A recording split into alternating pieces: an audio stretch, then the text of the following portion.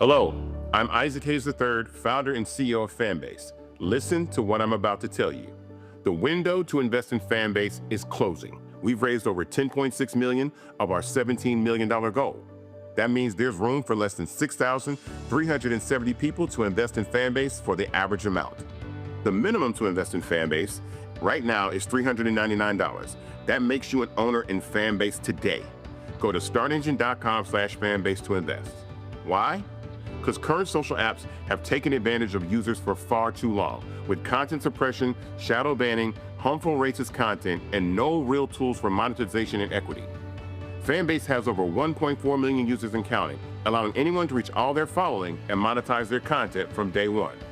Social media is the new TV, and whoever owns the apps that distribute that content have the opportunity to own potential billion-dollar companies. While big platforms with uncertain futures are failing to serve their users, Fanbase is stepping up to fill the gap. Don't wait until it's too late. Invest now, invest for yourself and your future. Go to startengine.com/fanbase and own the next generation of social media.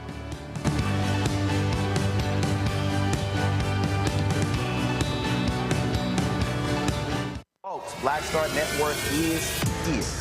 Hold no punches! I'm real revolutionary right now. Black power. Support this man, Black Media. He makes sure that our stories are told.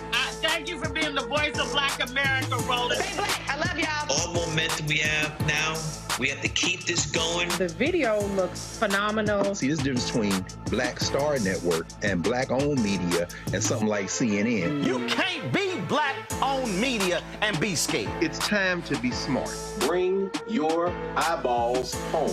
You dig?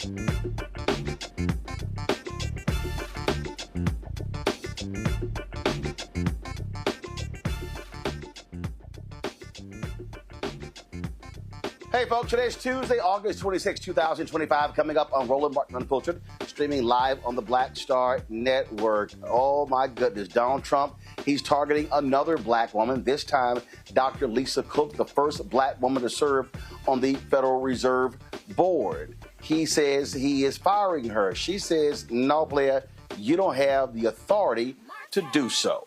We'll break this whole saga down. The latest attack on Black America. Also, the thug-in-chief, again for the second consecutive day, talks about being a dictator. I need y'all to stop playing games. He's not saying this stuff just because. Also, Donald Trump is busted lying about Governor Wes Moore. I told y'all, this man will lie about a lie.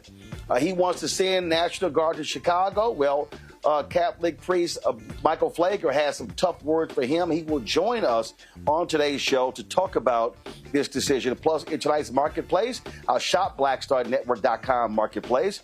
We'll go straight to the pit with JohnTom's Barbecue, a black-owned business with bold flavor and community involvement. It is time to bring the funk on Roland Martin Unfiltered on the Black Star Network. Let's go. He's got it. Whatever the miss, he's on it. Whatever it is, he's got the scoop, the fact, the find. And when it breaks, he's right on time and it's rolling. Best believe he's knowing. Putting it down from sports to news to politics. With entertainment just for kicks, he's rolling. It's on go, roll, roll, y'all. It's Roland Martin.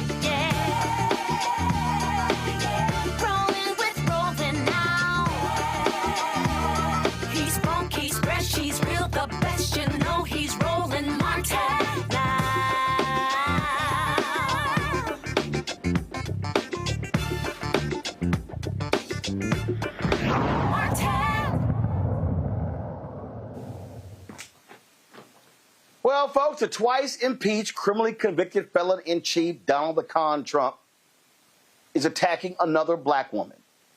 We've made it clear this man does not like black people, especially black women. His latest target is Dr. Lisa Cook.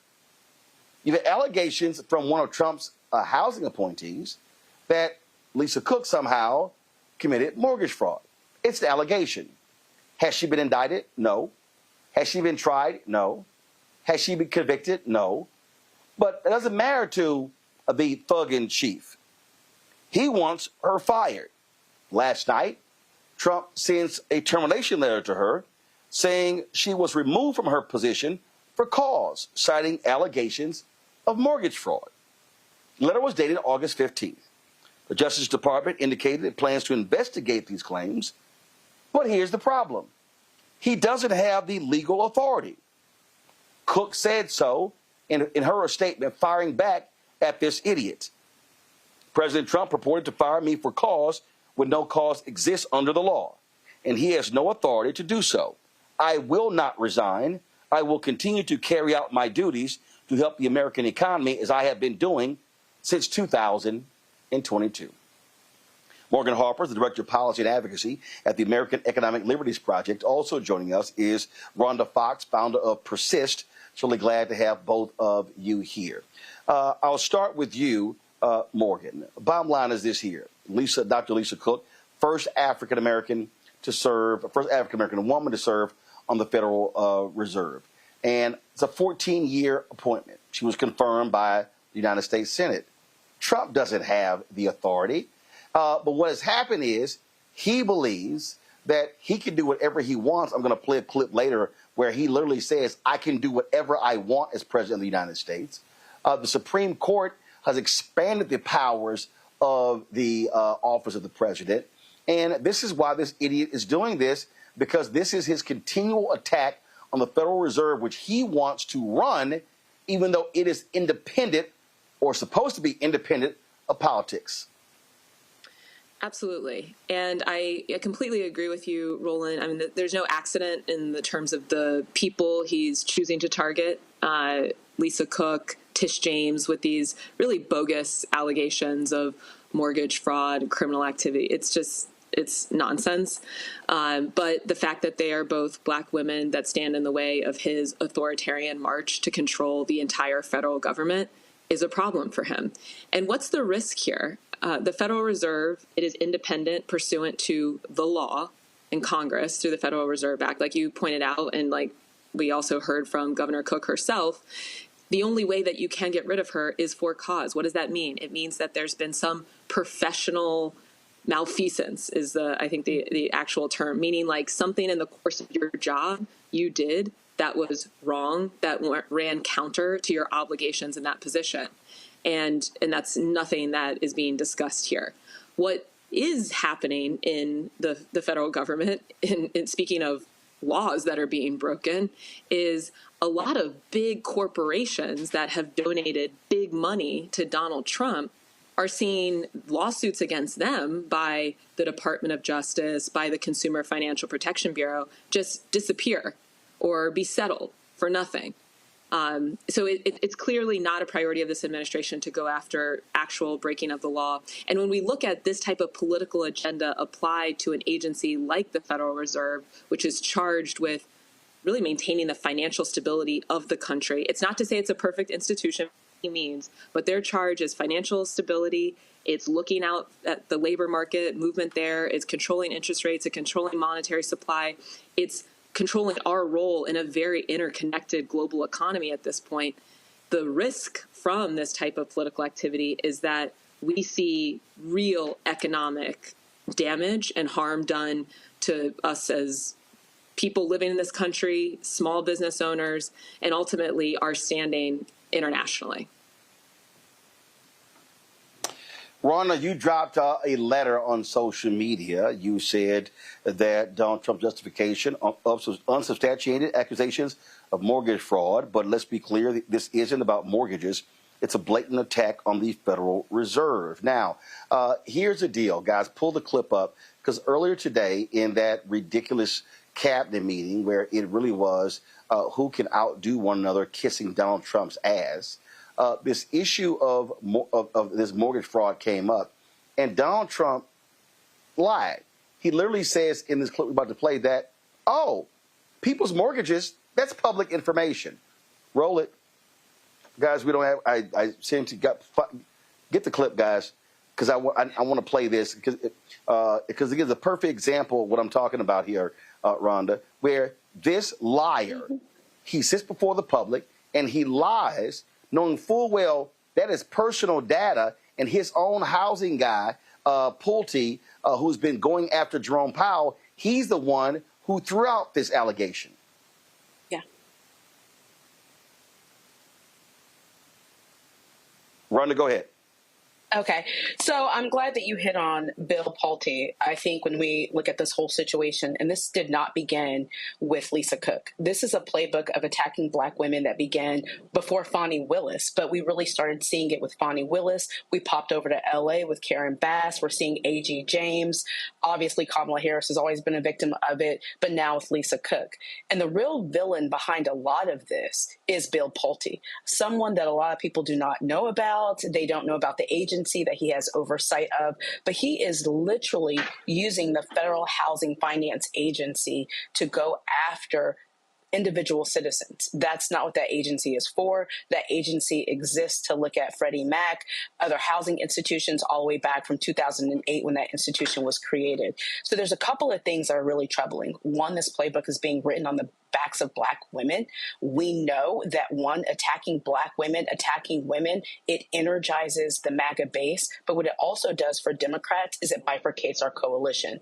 We say, race shouldn't matter. Race should matter. We spend time focusing on all of that because we have our own internal biases that we need to control. We're not going to step out and support and defend Black women, let alone, Roland, you know this better than anyone, 6 million Democrats set out in 2024 because they didn't want to support a Black woman. So by really doing this playbook on the back of Black women, he energizes his base, distracts our coalition, and he's able to put into place an authoritarian regime. And so we're just getting started. But this guy, Bill, is literally weaponizing an agency, using it to go after individuals on mortgage claims, not even anything substantiated. When you really look at mortgage fraud, it's very complicated. It's not oftentimes an intentional mistake. It tends to be a paperwork mistake. And so what we're seeing now is absolutely the worst of the worst, but it's also important to acknowledge race because they are literally going to destroy democracy on the backs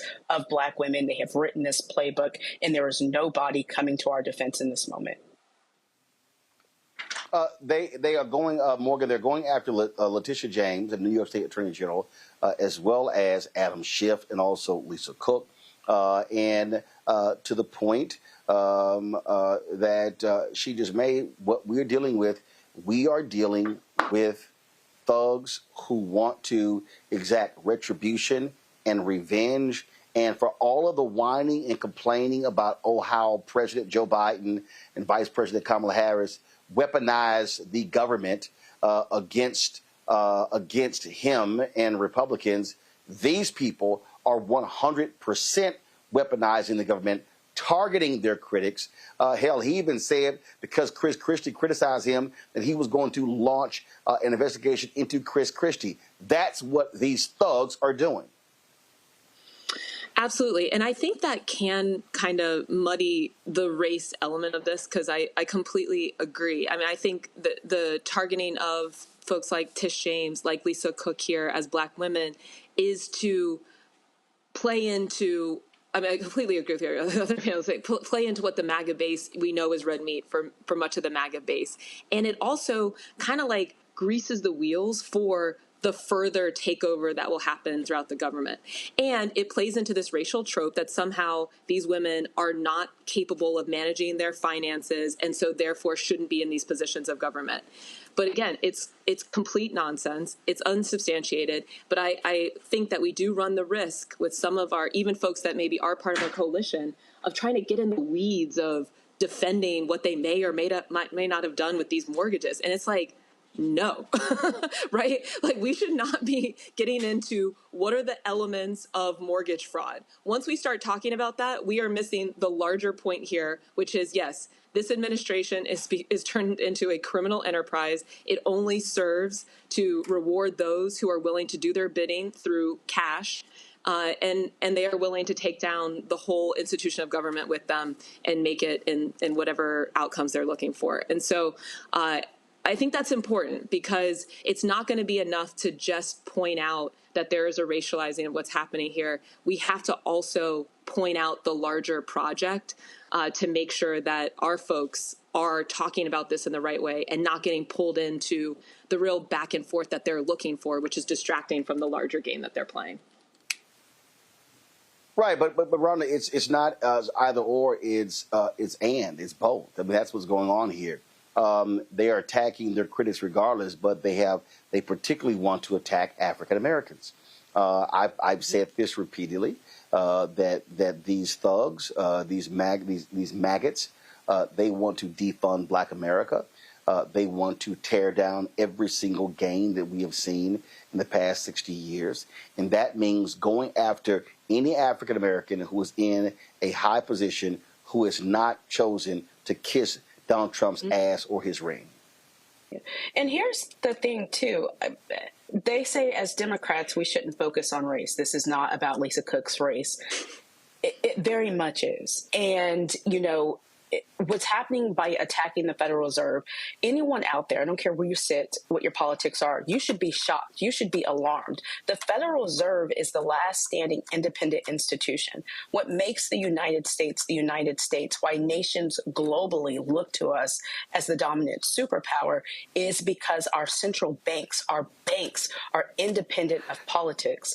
The Federal Reserve governors, they tend to serve, 14-year terms, specifically so that they are not touched so much by politics. So to see a sitting president go after a governor on the Federal Reserve, not only is it going to tank our markets, but it's literally the next step to complete authoritarianism. But when you go after a Black woman who's coming to her aid, again, we got to this position because 6 million of our own Democrats didn't want to vote for that Black woman. So now they're not going to step up, take to the streets. MAGA's not going to step up and say, wait a minute, you're destroying my pockets because you're going after this Black woman.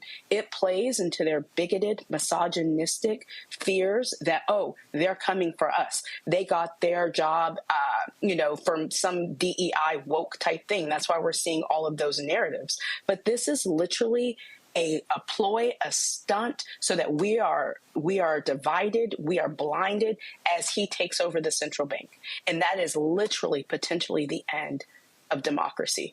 And our bigotry is going to allow that to happen. You are building authoritarian regimes off the backs of Black women in your bigotry. And that is something that all of us need to be loud about. We need to hold people accountable who are silent in this moment. And we need to be very fearful, especially as Black people, that this is happening on your watch. And so anyone that doesn't want to answer, the call and support this Black woman, this is going to destroy your pocket. The fact that the U.S. government has our private data, our mortgage data, and they are using that, weaponizing it against us, be alarmed. This is a problem. Yeah, it is. And Morgan, go ahead. I'm sorry. I was just going to say, the other thing to note about this is, how does Lisa Cook become a governor of the Federal Reserve Bank? That doesn't just happen. That means that you were part of the Federal Reserve banking system before. How do you become part of that? That's because financial institutions in the region where you're working choose you to be part of the Federal Reserve Bank, and then you get nominated and eventually confirmed by the United States Senate to become a governor of the National Federal Reserve. And so it's interesting, and I agree with Rhonda, that we aren't hearing more from financial institutions, leaders from the private sector that really were part of putting her in a position to become a governor, and now are just stepping back and being silent in the midst of this, despite the real economic harm that could stem from this politicization of government. Well, listen, it's my God, it's 8 months in, and Rhonda, I keep warning people, it's not going to get better. It is going to get worse. And as long as these thugs are empowered, every time he says, oh, dictator, and national media doesn't make it a major issue, then they go, oh, we can go further. So what they're doing is very clear. They laid it out in Project 2025. They're executing this strategy, and the only thing that we have left is to fight this in the courts. And I keep saying this over and over and over again. There's not a single Black person who can afford to sit out the next election, and that means every single Republican must be penalized at the ballot box because they are all complicit in allowing this thug, Donald Trump, to do what he's doing. And Roland, you know, I was on the campaign. I spent more time writing press statements. I was the head of the Women's Coalition about what Project 2025 would mean for all of us. We spelled this out. Capitulation and mainstream media did not, do its job to help us project that message. That's why shows like this support this show, support this platform, because this is the truth. But we knew this was coming. We tried to get this message out. And looking at this, where this man has literally built a administration of henchmen and henchwomen that will do his dirty bidding, regardless of the Constitution. We were warned about this. Now the fight is in the courts and at the ballot boxes, and it's time to really buckle down. We cannot sit this out. I think we need to be real, though, too. And I agree with a lot of what you said, Rhonda and Roland, but the courts are unlikely to be our friend here. I mean, it is the case that, there was a Supreme Court case about the independence of other agency leads. It did seem like the Supreme Court was willing to respect that the Federal Reserve is unique. Hopefully they continue to do that. But we don't really have a lot of great evidence to go on there, though I'm very, very happy that she's just immediately suing the administration and challenging this illegal act from them. So I do think we also have to consider, that contrast of like what is not happening? What are the like I was saying before, what are the types of crimes that they are very comfortable letting sail through, and how they are impacting Americans' pocketbooks every day in a bunch of different industries. And I agree with you, Roland, it's only going to get worse. I think that has to be part of, I am not in charge of any political party, but if I were thinking about, how you message in this moment, I would be considering calling out, some of those entities that are just skirting by and are raising prices, in addition to all of the democratic threats and the risk of authoritarianism here that continues to grow. Yeah, I mean, listen, we obviously can't, it's not like it's guaranteed to count on the courts, but what we have seen, though, we have seen many other federal judges, including Trump federal judges. The Trump-appointed federal judge just blasted their lawsuit against Maryland federal judges and throwing it out of court. Now, the Supreme Court bear will the backstop. But if this Supreme Court continues to allow this man to do whatever he want to do, they are risking people questioning their legitimacy. And again, so no matter what that happens, I still contend, and it is fundamentally important, that is, people are going to have to rebel at the ballot box. As long as people sit elections out, as long as they don't vote, as long as people complain on social media and don't vote, they are empowering these thugs. They are giving them the right to do what they want to do, and that simply has to stop. Morgan and Rhonda, I certainly appreciate y'all being on today's show. Thank you so very much. Thanks for having us. Bye. Going to a break. I'll be right back. Roland Martin Unfiltered on the Black Star Network. On the next Get Wealthy with me, Deborah Owens, America's Wealth Coach, we talk about the principles of mindset, strategy, and execution. This week, we're adding a fourth, faith. You're going to hear from a mother and daughter duo who are helping thousands of Black women build wealth, all through their faith. You are more than you can ever imagine. Not just obtaining things to show that, but seeing yourself. Making your faith work for you. That's right here on Get Wealthy, only on Black Star Network.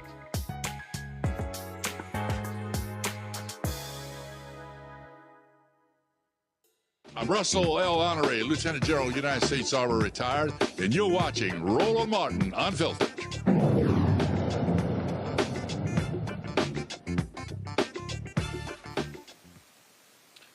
All right, folks, I want to bring in our panel right now. Lots to talk about. Dr. Mustafa Santiago Unlead, former senior advisor for environmental justice at the EPA, joining us out of D.C. Randy Bryant, entrepreneur, author of Never Says, 25 Phrases You Should Never Ever Say to Keep Your Job and Friends, joining us. Well, I don't know if she's in D.C. because, she's always somewhere It looked like she had the crib. Last time she was all over the world, you know. Joe Richardson, civil rights attorney. I know where she was. I just wasn't gonna say it. I know where she was. Mackenzie hopping in my ear trying to tell me I ain't gonna put the sister business out there. I'm just saying she uses her passport a lot. Joe Richardson, civil rights attorney out of LA. Glad to have all three of y'all on today's panel. Oh man, there's so much I gotta deal with. So let's deal with this first. Do y'all have the mortgage fraud clip? Do y'all have it? Okay, all right. So again, Trump and his sycophants had their news conference today, and listen to this BS that was said. When it comes to Fed Governor Lisa Cook, her lawyer has said that they're going to be filing a lawsuit challenging this legal action. What is your response? Are you prepared for a legal fight? And then a little bit more. Oh, sure. Always. You always have question, legal sir. fights. Look, I had a legal fight that went on for years with crooked people, with very horrible people that have been found out now between John Ratcliffe and Tulsi and Pam. And I mean, the things that we found out, of course, it's a very, very sad group of people. But no, she seems to have had an infraction, and she can't have an infraction, especially that infraction, because she's in charge of, if you think about it, mortgages, and we need people that are 100% above board, and it doesn't seem like she would. Okay, so that was that, and then this fool made this comment when it came to bringing up again being a dictator. But then he goes on television and says, oh, Trump is a dictator, he's a dictator. And a lot of people are so the line is that I'm a dictator, but I stop crime. So a lot of people say, you know, if that's the case, I'd rather have a dictator. But I'm not a dictator, I just know how to stop crime. No, actually, you don't. You don't know how to stop crime, and you're not stopping crime. So that's a lie. But the thing here, Mustafa, that, again, we have to focus on, the repeated comments about being a dictator, what they're doing is they're waiting. And so the whole deal is, oh, well, if there's not going to be any real reaction from people, guess what? We can actually move closer to being a dictator. Yeah, it's about socialization, right? You say things, you do things, and you see if it has a negative impact, and if folks don't speak out and push back and say these are not American values and we're not going to support it, then they take it another step further. And then they try it again, and they try it again until they see how far they can go. And then eventually people will look back and they'll no longer be able to find democracy inside of this country. You'll no longer find justice inside of this country. So they're just trying to socialize folks. And that's the reason he uses both his media platform. He uses the news also because they capture what he says and there's no real pushback. There's no real analysis. So this is a well thought out game. There is intentionality in each one of the things that they as a team do. And of course, he plays it out for America. So folks have a choice. When you see these types of things, you can call it out and say that you're not supporting it, and not support it through your vote, not support it, through other mechanisms, or you can continue to watch the erosion of a set of values inside of our country that we're supposed to actually build the foundation on. And they absolutely, Joe, they want to be a dictator. They want to ignore the law. That is their desire. We have seen this over and over and over again, and that's why people have to respond. They cannot be silent and not respond to these actions, whether it's the National Guard, whether it's just blowing up the law. I mean, that's what's going on here. And let's just be frank. They got in the office because too many people were asleep at the wheel and were saying, well, it wasn't that bad last time he was there, so we survived it. So we can survive it again. We're talking now about a completely different administration. Yeah, ignore the law, ignore court orders, make up things. We'll talk about some of these other things that have come across recently. Make up an infraction and now say that the person on the Federal Reserve who you're trying to get rid of is potentially being investigated for an infraction, and therefore she needs to come off right away. Donald Trump doesn't like people. I don't think he likes smart people at all. Then he really doesn't like smart people that disagree with him, and then wrap it all up in one and make it a black woman, and his reaction is absolutely visceral. Now, I got to tell you, for as much as Donald Trump complains, he's got to know that behind closed doors, he's got no complaints with this media.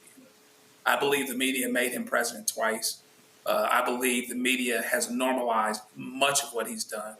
The media does not sound the alarm the way that they need to, for fear of being sued, or for fear of being considered less than objective, for fear of being considered left wing, or whatever it is. I'm not sure what it is, but he's got no complaints at all because the media has made him president twice, and they're continuing to normalize, by and large, the things that are going on now. And so now he's attacking this woman, trying to get rid of her off the Federal Reserve because she's in the way.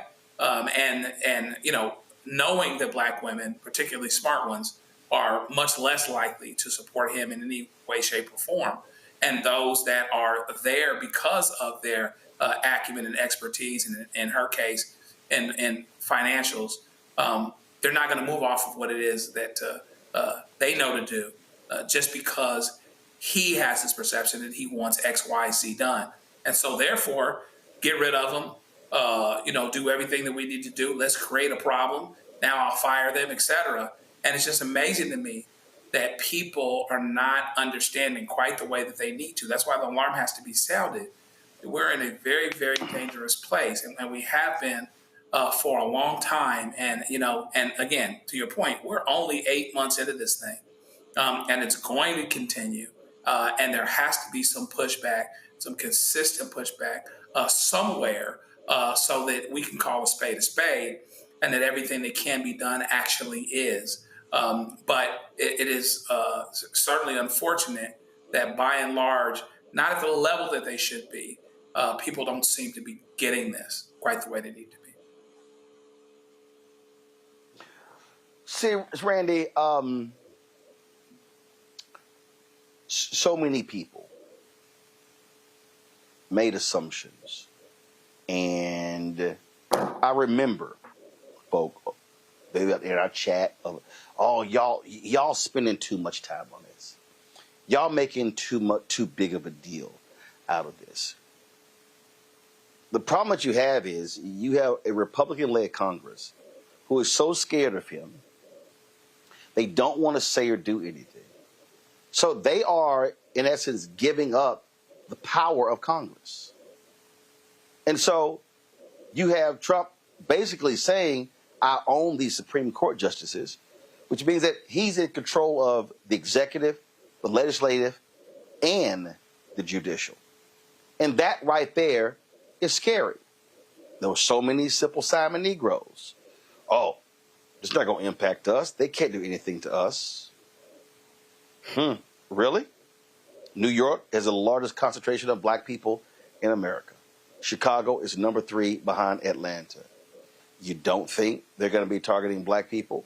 And so folk really had better wake up to understand how these people are being thugs, how they are weaponizing the federal government, not just with that power, but how they are weaponizing it to control public companies, private companies, major companies, in so many different areas as well.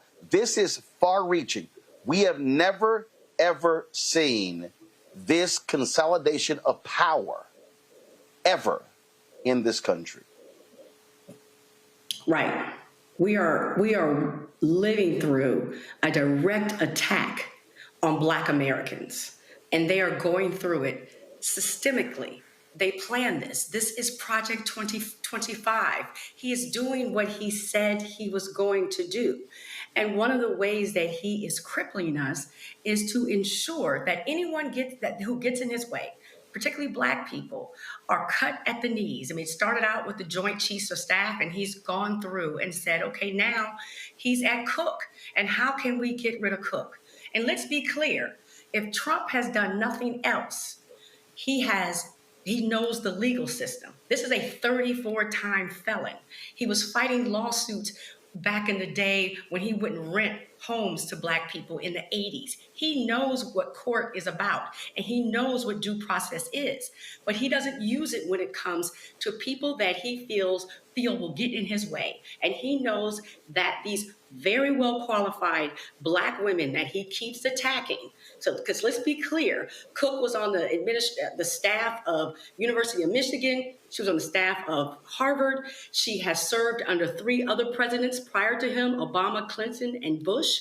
Of course she's well qualified, because Black people have to be overqualified to be in that position. So he knows that he has to get this brilliant woman, this well-qualified woman, out of his way so he can run what's supposed to be an independent bake to ensure that this is why. I mean, there have been clashes with presidents and people on the governor's board before, but it's never been when someone has tried to fire someone. And trying to fire someone because of an allegation. She has not been at all proven of doing any wrongdoing, but an allegation, where it's okay for he who has been proven guilty to be the president of the United States. That is the hypocrisy of all this. That is what is fearful and what should make us fearful. And furthermore, the fact that no one is going to stop him. I mean, he is a bully, and everyone seems to be scared of him. Everyone, that is, but Black women. Mustafa, this idiot sent out a social media post of the day complaining about negative stories against him by ABC and NBC, and then threatened to pull their FCC licenses. First of all, he's so stupid that ABC News, the network, and NBC News, the network, they don't actually have licenses. Only the local stations, the NBC owned and operated, ABC owned and operated stations have licenses. But this is what we do know. The FCC chairman, Brendan Carr, absolutely is a right-winger. Absolutely has been using the power of the FCC to drive a MAGA agenda. And so I wouldn't put that past Brendan Carr to do that. Yeah, I mean, it is all about power, right? So if you say on the face of it that you're going to pull those licenses for ABC, NBC, or whomever it might be, then it makes you look powerful and strong. If you say, that you're trying to take away from local networks, then you're getting down to where people actually live and the stories that folks hear about what's going on in their communities. And, people have a bigger issue with that than these big conglomerates. So I wouldn't be surprised either if these heads of these respective networks, continue to erode our values, continue to fire people of color, do all these negative things to actually stop the right types of information, truthful information, to be moved forward instead of the misinformation and disinformation that they continue to allow to just spin around. So I'm never surprised with many of these folks. I'm disappointed in them, but I understand the game, and I understand that they're not interested in actually doing what's right. All right, folks, hold tight 1 second. We come back. A former Trump supporter who now eviscerates the MAGA talks about how these folks can't stand Black people. Hashtag we tried to tell you. Folks, you're watching Roland Martin Unfiltered right here on the Black Star Network. Support the work that we do. Join our Bring the Fun fan club. Your dollars make it possible for us to cover the news every single day with our staff, with our producers, with our technical folks. Allows us to broadcast from around the country. So your support is critical to our success.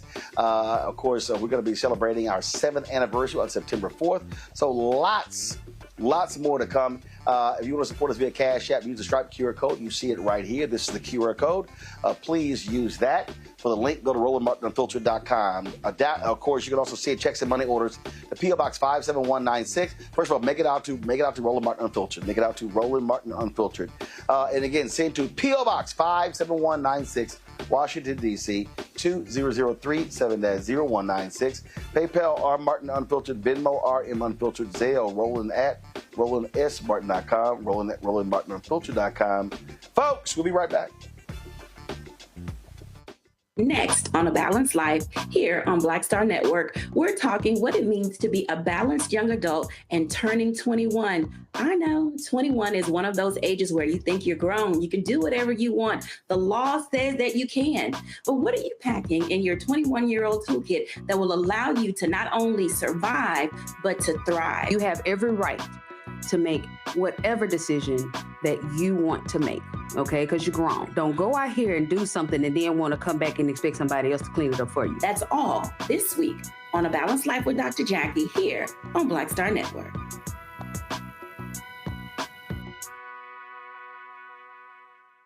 This week on The Other Side of Change, 300,000 Black women being pushed out of the workforce. This is shocking yet unsurprising. So what happens when a bunch of Black mothers lose their federal job? Their kids are not being fed, their kids are not being taken care of, but that trickles down to the entire community structure, which may be built on the backs of Black mothers and Black women more broadly. Tune in on The Other Side of Change, only on the Black Star Network.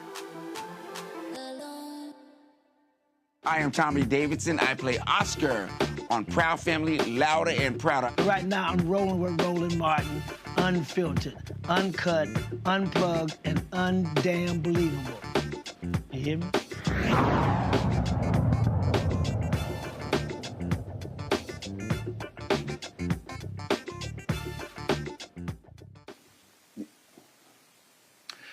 Dean Withers, a young former Trump supporter who now, of course, he eviscerates the right. He hosts a podcast called One Woke Teen versus 100 Trump Supporters. Really shared in a recent episode an encounter where while he doesn't believe the GOP, including Donald Trump, can't stand Black people.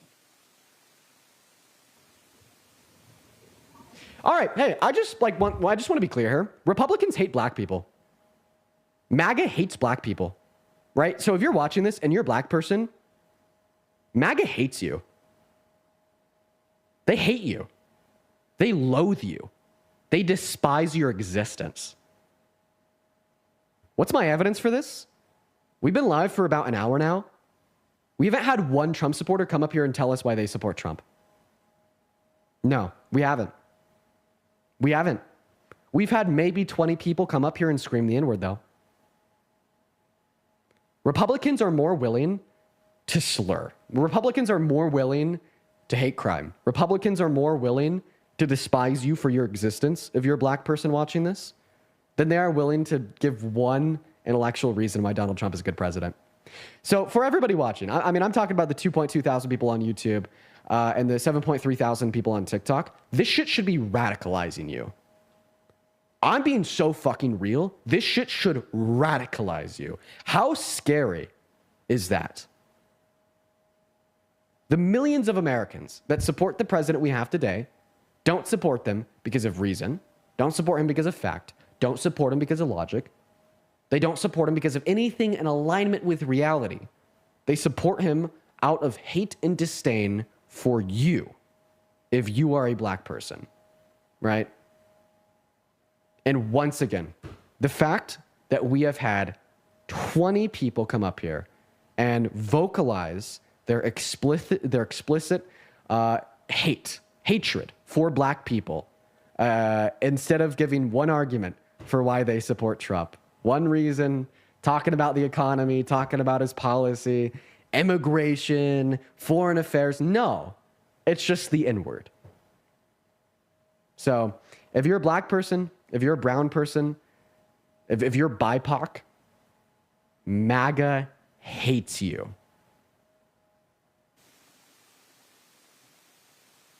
No lies told, Randy. I mean, water is wet. Water is wet. I mean, of course, there are a few step fetchits who think differently, but I think the majority of Black people are very clear that we are hated. That is what MAGA is about. They are not about so much what they're going to do for others, but what they're going to do against others to oppress others. I mean, the name of their game is the oppression of anybody that is non-white. They definitely hate Black people, but I try to make people understand that I've never met a bigot who was targeted, and by that I mean if someone hates Black people, we may get it the worst and first. But they are xenophobic. They're not messing with Jews. They're not messing with LGBTQIA. They're not messing with Hispanics.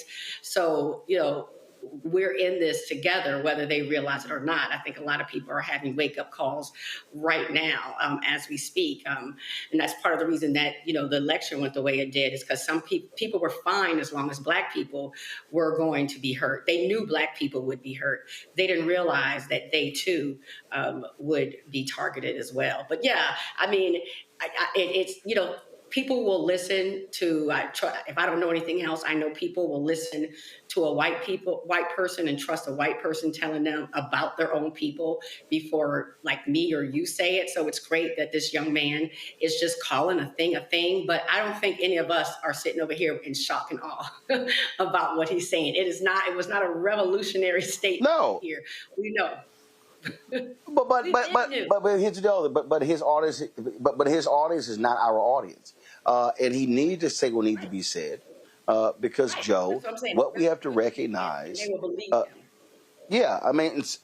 so it was critically important, I think, for him to say what he had to say, because what we have to recognize, and again, this was literally the basis of my book, White Fear, while the browning of America is making white folks lose their minds. And I called it, and I hate the fact that I called it, that I saw it, it was coming true. But we have to recognize that, I mean, look, I saw a piece earlier. One of the Proud Boys, they were like, oh, we don't have to protest anymore because we're not on the inside. We're now mainstream. Our viewpoints, we're good. That's literally what the racists are saying, Joe.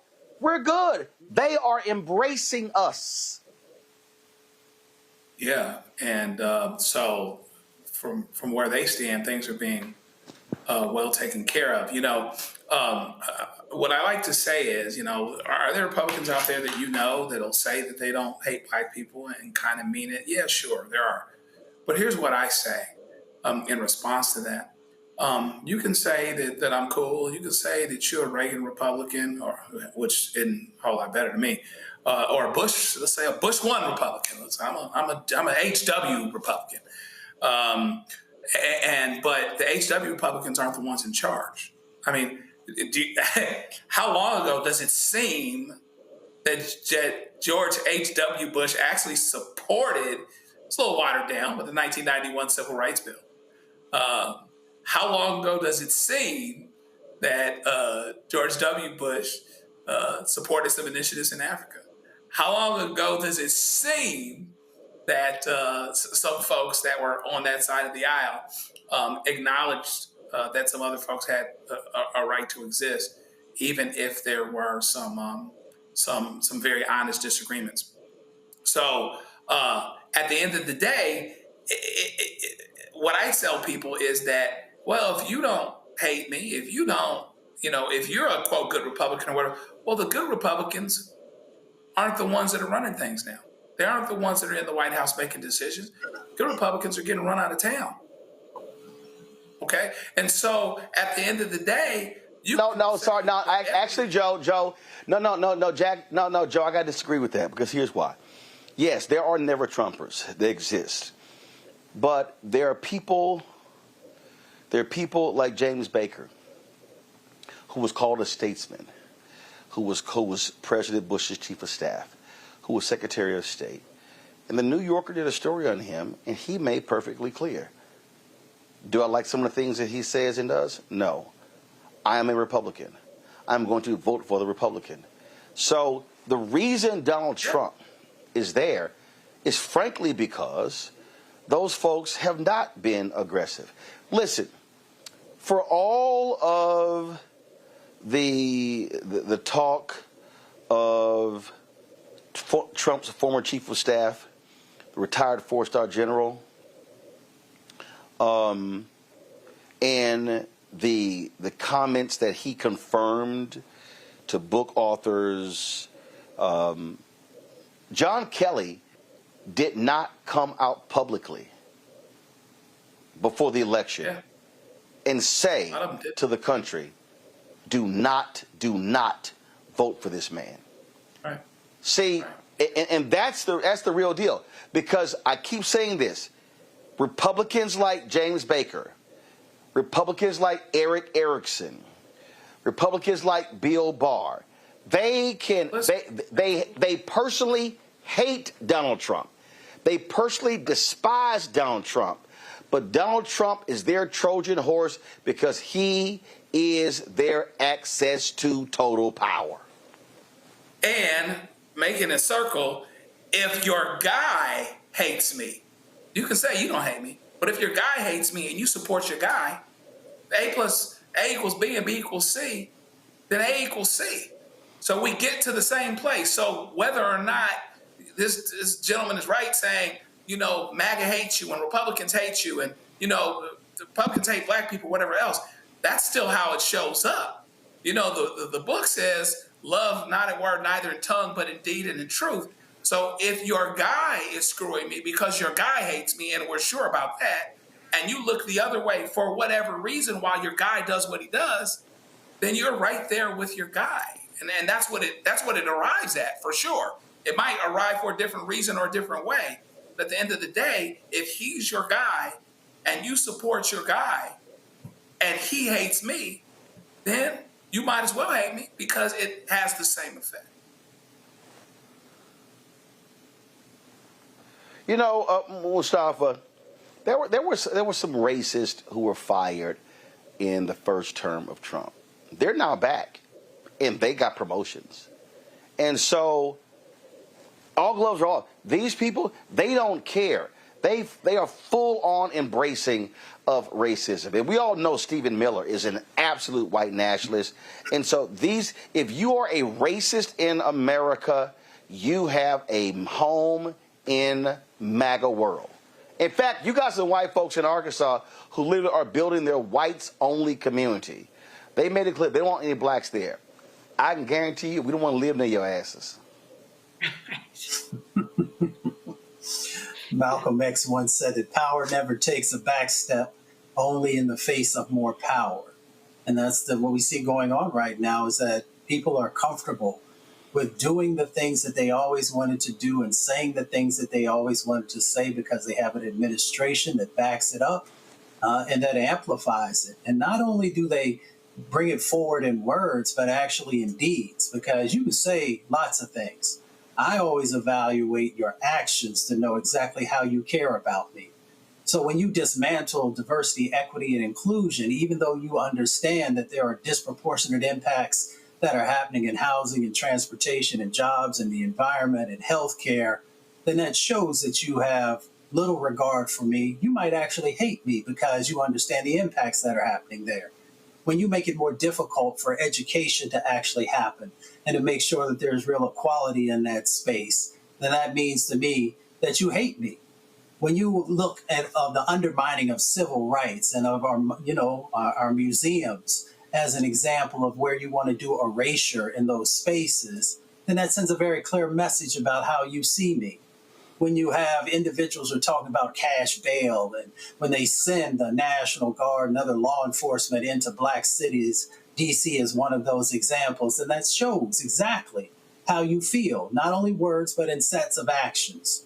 When you slash funding for all those federal agencies that have a responsibility around, whether it is the climate crisis and these hurricanes and everything else that happens, or environmental justice, and you say that it no longer matters and those impacts that are happening, then they're very clear about, one, that they have power in this moment and that they're going to utilize it to put you in greater harm. And then, of course, all the economic impacts of stripping away rights that folks work for decades upon decades to just begin to address the wealth gap in our country. They are very clear about how they feel about you. And then if you just want to look at whom a person surrounds themselves with, all you got to do is look at the White House. All you got to do is look at these federal agencies. And it's very clear about what the mandate is and the paradigm that they're operating from. But some folks still want to keep their eyes closed. Some folks still, even though you see exactly what's playing out, you want to find and justify, well, that's not really what they're doing. That's not really how they feel. And it's just amazing because, as Maya said, when someone shows you who they are, believe them, you still have folks who don't believe. Folks, hold tight 1 second. Going to a break. We come back. We will talk with Chicago pastor, Father Michael Pfleger. He spoke yesterday at the Governor Jay Pritzker news conference regarding Trump wanting to send the National Guard to Chicago. Had some tough words to say, and I'm sure he will continue to say right here on the show as well. Folks, we'll be right back on the Black Star Network. Next on the Black Table with me, Greg Carr, we welcome the Black Star Network's very own Roland Martin, who joins us to talk about his new book, White Fear, how the browning of America is making white folks lose their minds. The book explains so much about what we're going through in this country right now, and how, as white people head toward becoming a racial minority, it's going to get, well, let's just say, even more interesting. We are going to see more violence. We're going to see more vitriol, because as each day passes, it is a nail in that coffin. The one and only Roland Martin on the next Black Table, right here on the Black Star Network. On the next Get Wealthy with me, Deborah Owens, America's Wealth Coach, we talk about the principles of mindset, strategy, and execution. This week, we're adding a fourth, faith. You're going to hear from a mother and daughter duo who are helping thousands of Black women build wealth, all through their faith. You are more than you can ever imagine. Not just obtaining things to show that, but seeing yourself. Making your faith work for you. That's right here on Get Wealthy, only on Black Star Network.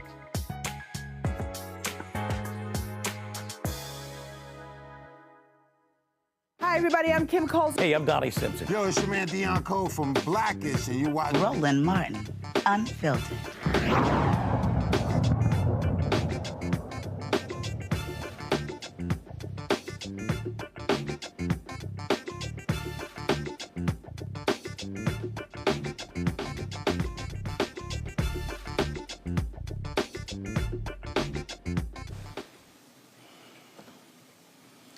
Folks, a lot of conversation with regards to Trump sending the National Guard to Chicago, New York, and other cities in this country. Oh, he's not focused on red states. He cares only about the issue of, quote, the so-called issue of crime in blue states. Well, yesterday at Illinois Governor Jay Pritzker's news conference, Father Michael Pfleger spoke, and this is what he had to say.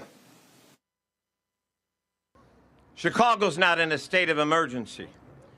We all reject any deployment of National Guard on Chicago streets.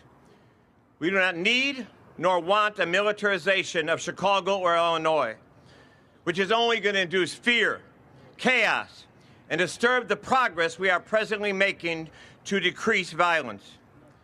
The state of emergency is in America, not Chicago, and is birthed from this president and his administration. Dr. King said he could not raise his voice against the violence of the oppressed without having first spoken clearly to the greater purveyor of violence, his own country. And those are my words to you, Mr. Trump. Before you dare speak about any violence in Chicago, look into your mirror and address the violence coming from the White House. The violence of cutting SNAP, which will cut $2.4 million in food access, put 360,000 Illinoisans at risk by taking food off their tables. Address the violence of cutting Medicare and Medicaid by $500 million, reducing access to doctors, and threatening the closure of hospitals and nursing home facilities throughout the state of Illinois, literally putting Americans in life and death situations. Some Americans will die because of your Medicaid cuts. Address the violence of cutting $158 million for violence prevention in Illinois. And yes, as others have stated, the $800 million anti-violence grants nationwide. And address the violence of refusing to ban assault weapons and high-capacity magazines, refusing to have universal background checks as well as red flag laws, and making America the gun capital of the world due to its gun ownership and sales.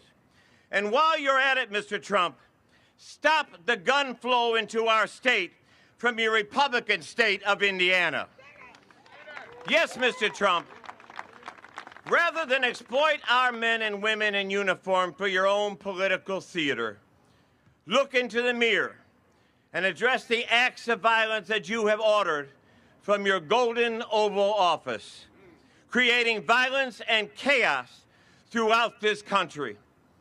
Take the wasted money in sending the National Guard and the wasted money used on threatening commercials by your Homeland Security Secretary and use it on real violence and prevention programs that will bring peace. The only one who we have to be concerned about is violence is you, Mr. President. Send the National Guard to 1600 Pennsylvania Avenue. Father Pfleger joins us right now on Roland Martin Unfiltered. Glad to see you again, sir. Good to see you, my brother. How you doing? Doing great. Here's what's very interesting. I remember 11 years ago, the crime under Rahm Emanuel was outrageous. And I actually wrote a column invoking the use of the National Guard. I made a point about, I said, you use everything at your disposal. And I remember the people who were really upset. And I said, listen, I said, if it's state police, I said, you use everything. I said, because, I said, whether you're doing traffic stops, whether you're doing, any sort of different things to deal with it. And someone asked me, and they said, well, what's different? I said, I was specifically speaking to the mayor and the governor. This is a situation where you have someone in the Oval Office who wants to do this, when we know the process to use National Guard is typically a governor makes that decision or makes the request to the White House. No, Trump believes that he can do whatever he wants. And in fact, at today's press conference, he literally said he can do whatever he wants. Folks, roll that clip, and then we'll go to Father Pfleger. But then he goes on television and says, oh, Trump is a dictator, he's a dictator. And a lot of people are so the line is that I'm a dictator, but I stop crime. So a lot of people say, if that's the case, I'd rather have a dictator. But I'm not a dictator. I just know how to stop crime. All right, folks, play the other clip. That's the one about being a dictator. The other clip, though, speaks to when he says he can do whatever he wants. So I would have much more respect for Pritzker if he'd call me up and say, I have a problem. Can you help me fix it? I would be so happy to do it. I don't love, not that I have the right to do anything I want to do. I'm the president of the United States. If I think our country's in danger, and it is in danger in these cities, I can do it. No problem going in and solving, his difficulties. But it would be nice if they'd call and they'd say, would you do it? Okay, you can't do whatever you want, Father Pfleger. You can't. But he thinks he can. And the sad thing at Roland is, in many circumstances, he is doing whatever the hell he wants.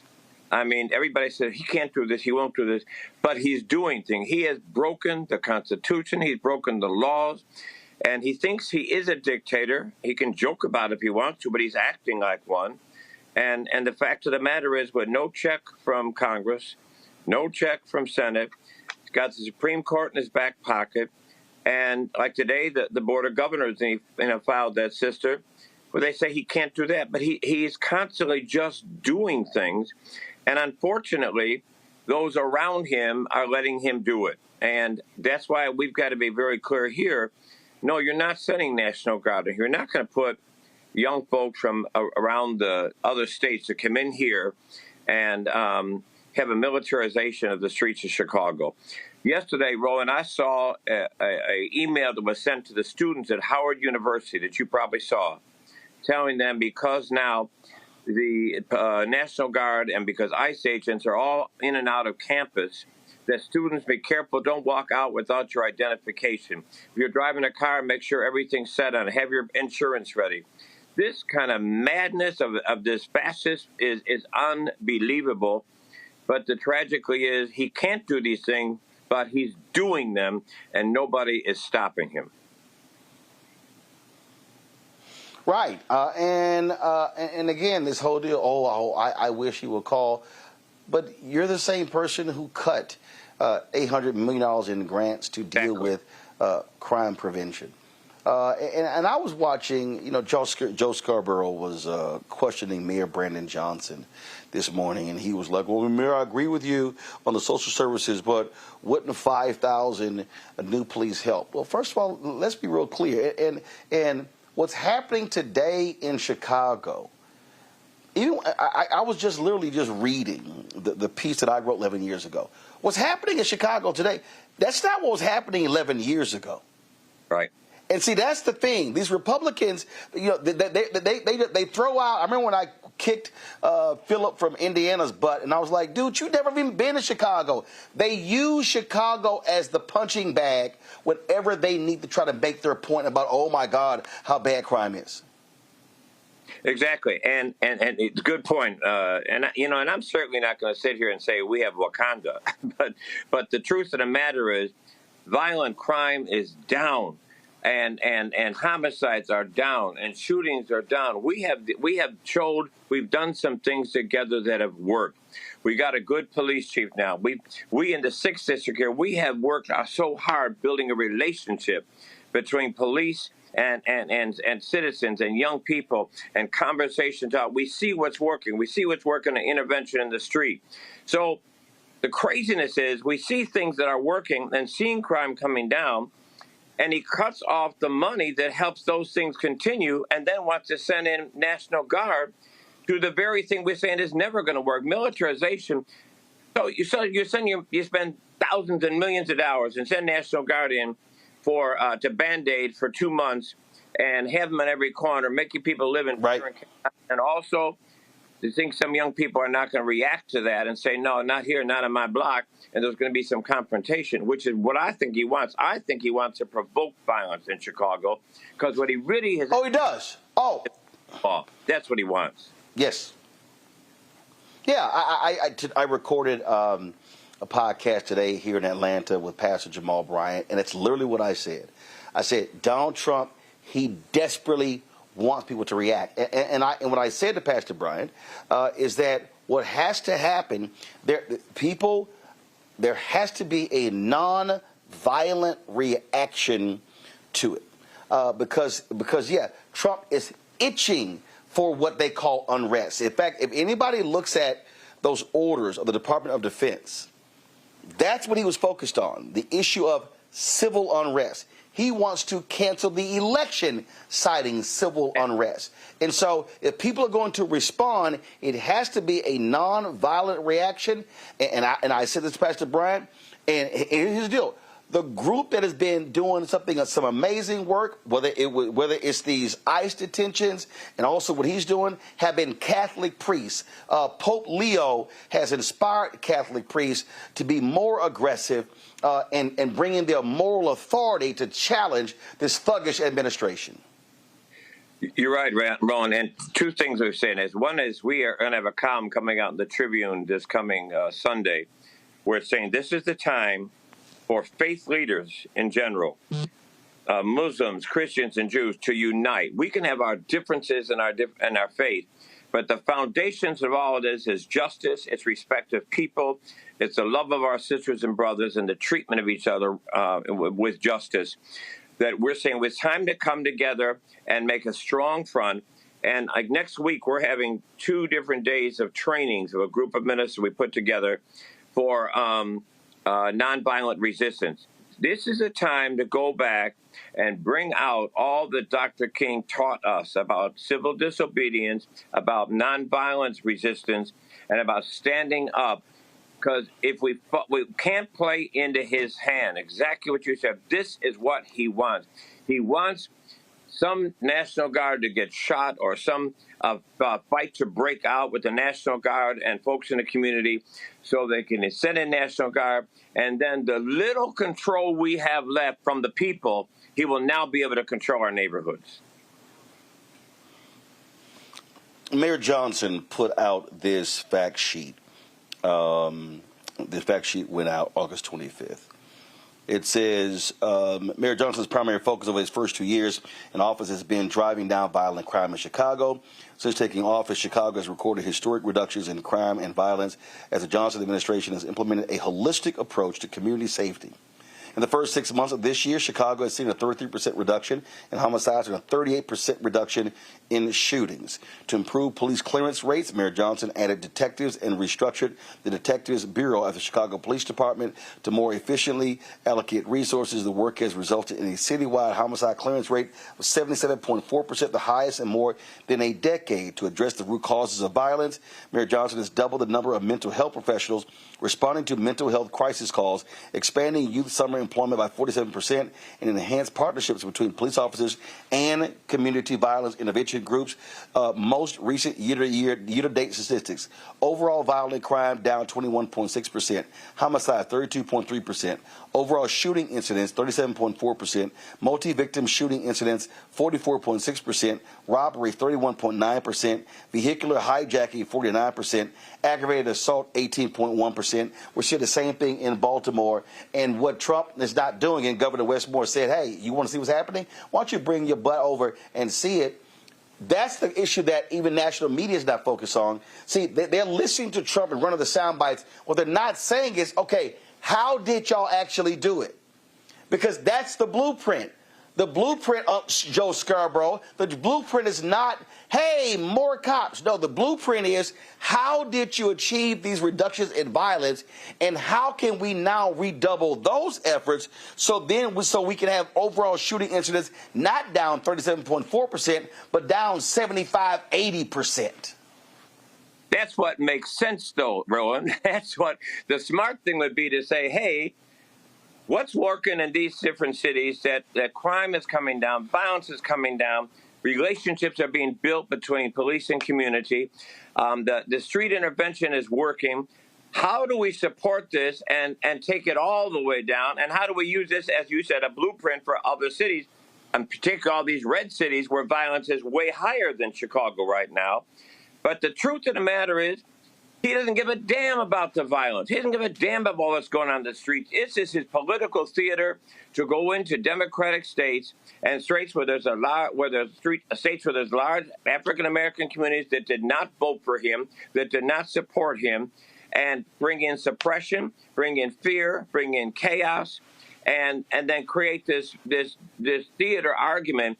Well, I'm here to help. You're not here to help because you don't want to know what's working. All you want to do is come in and be the dictator in places where he's not been able to control yet. And yes, the end game, create the kind of chaos that will bring about violence. He doesn't want to bring the violence down. He wants to push the button of violence and bring it up and have people in the streets. Questions from a panel. Randy, you're first.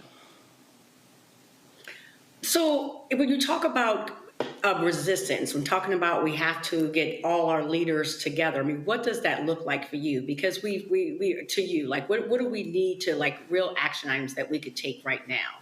Because I think we're talking in large, in like these big ideas, but I think people really are wanting a plan of action. Like, where do we start? Well, I think what we're trying to do right now is like next week, we're asking ministers and young people to come together and go through a training, first of all. We've got to be prepared so when they come in with an aggressive force, we don't respond, we don't react to that. I think one of the problems we've had in the past is we have spent too much time responding to what Trump is doing. Shame on us.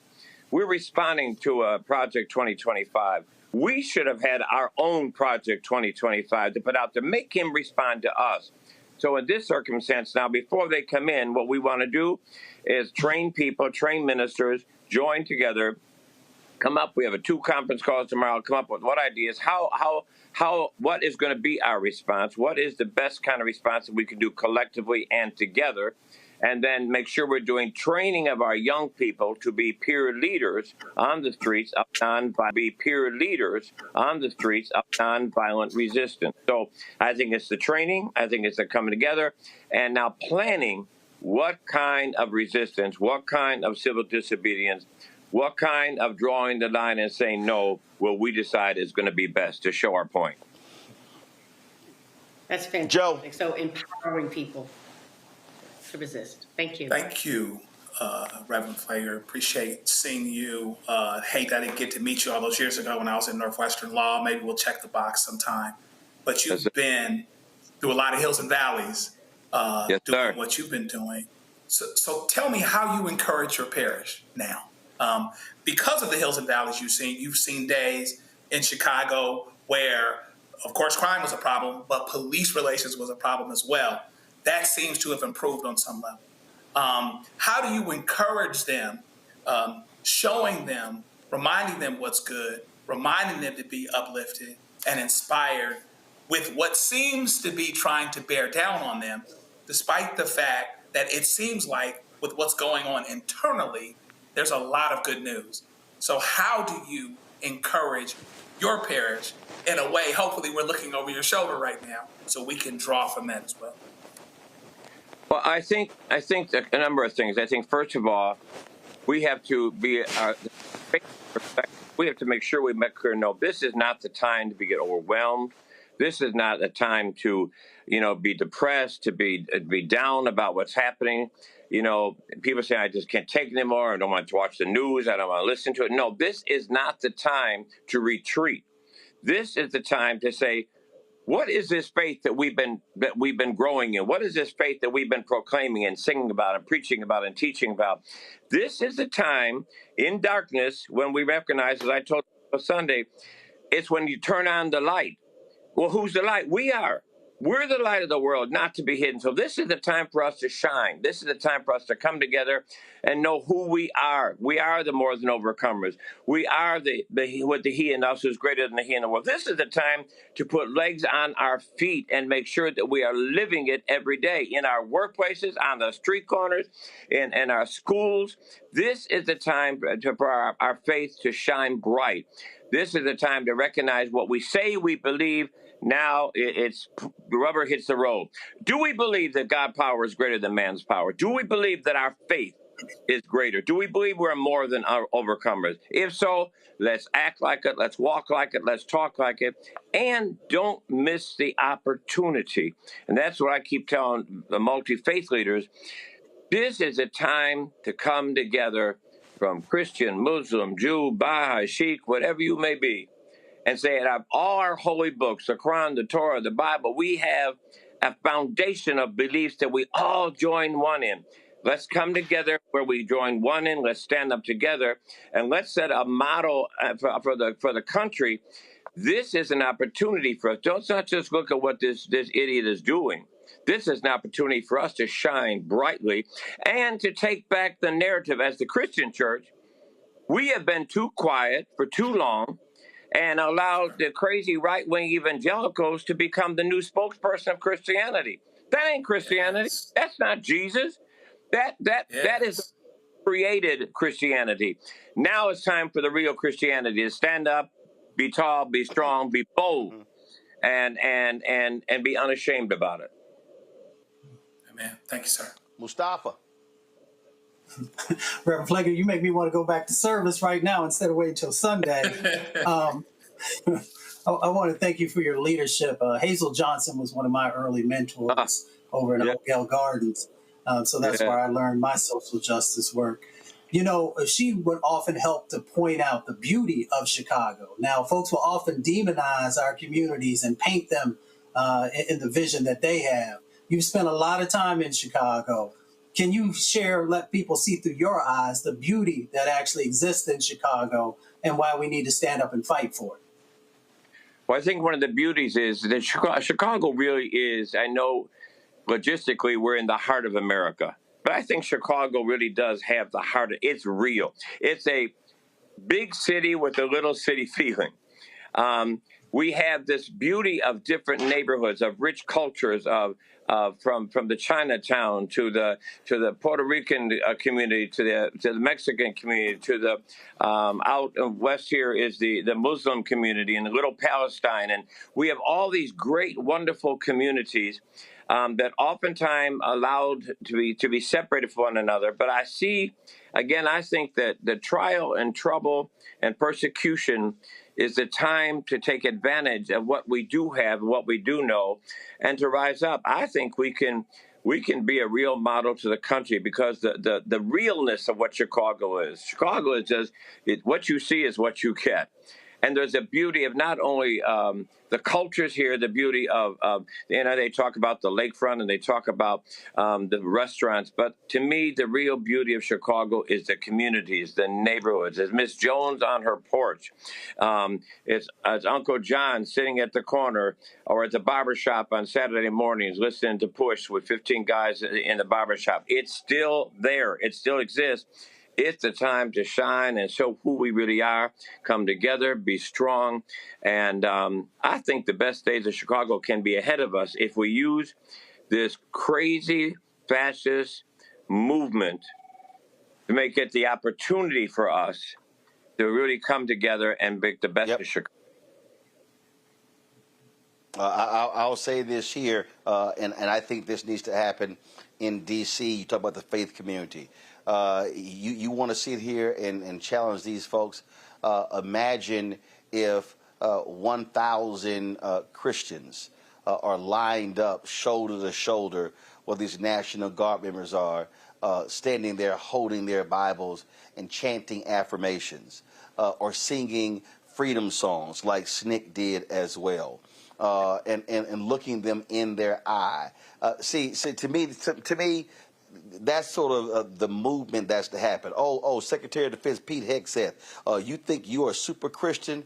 Yeah, let's see 1,000 black Christians look you in your eye, calling you out. See, and so when I think about Dr. King, who was being taught the nonviolence issue by Bayard Rustin, and of course, my man Reverend Nelson, and when you think about all of these people, when you think about the folks who are putting the work in, that to me is important. When you think about, Jim Lawson, when you think about Jim Lawson, who went to prison, he could have got a deferment because he was in seminary. He chose to go to prison because he said he did not believe in war to that extent and was not going to take that. That has to return, because people cannot miss what you said earlier, and I've said the exact same thing. They are itching for a fight. They want people to lash out, and we cannot give this thug what he wants. No, and Roland, we've got to set the parameters for the fight, not him. He wants a fight of violence. We've got to show a fight of power and of faith and of conviction, like you said, of standing there and saying, here we are. Tell us what you're going to do. Go to those corners where if he comes here and tries to put National Guard, and fill those corners with people. Every single corner, wherever there's National Guard, have people surrounding them and fill them and stand there with our Bibles, with our Quran, with our Torah. Stand there and let them know. You think the problem is he thinks he's got the power, and we keep surrendering like he has, but he don't have no damn power. We have the power and our faith, and this is the time to put feet on our faith and get up out of our churches. And then if they come, every sermon in every church, synagogue, and mosque ought to be that weekend.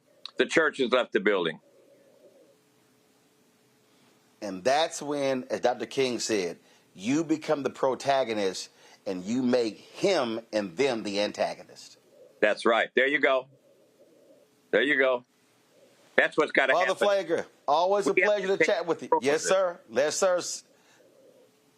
Absolutely. Keep us abreast of what happens, and we're right there with you. Appreciate you. Much love, Roland.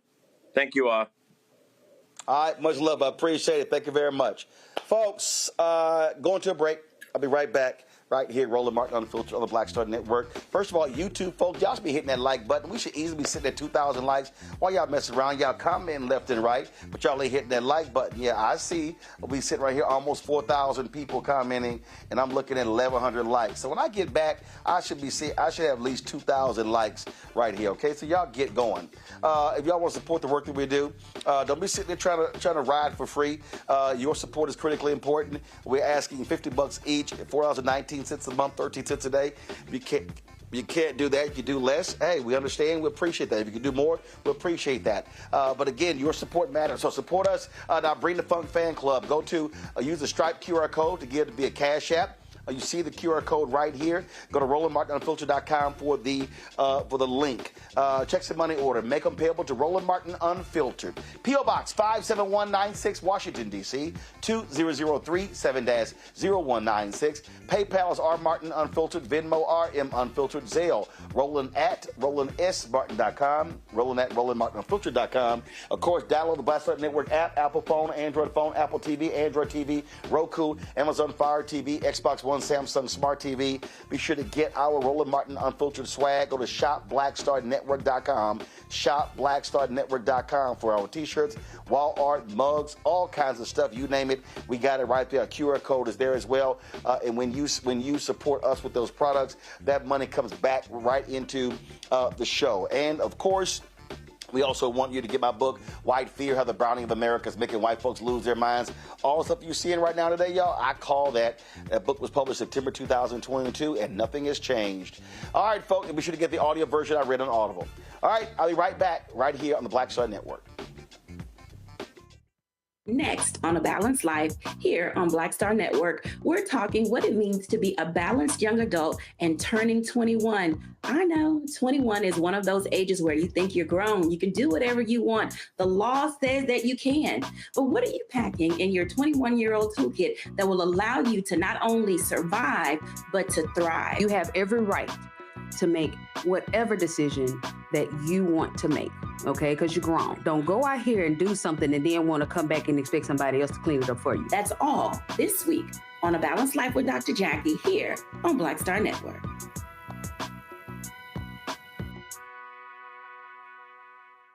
This week on the other side of change. 300,000 Black women being pushed out of the workforce. This is shocking yet unsurprising. So what happens when a bunch of Black mothers lose their federal job? Their kids are not being fed. Their kids are not being taken care of. But that trickles down to the entire community structure, which may be built on the backs of Black mothers and Black women more broadly. Tune in on The Other Side of Change, only on the Black Star Network.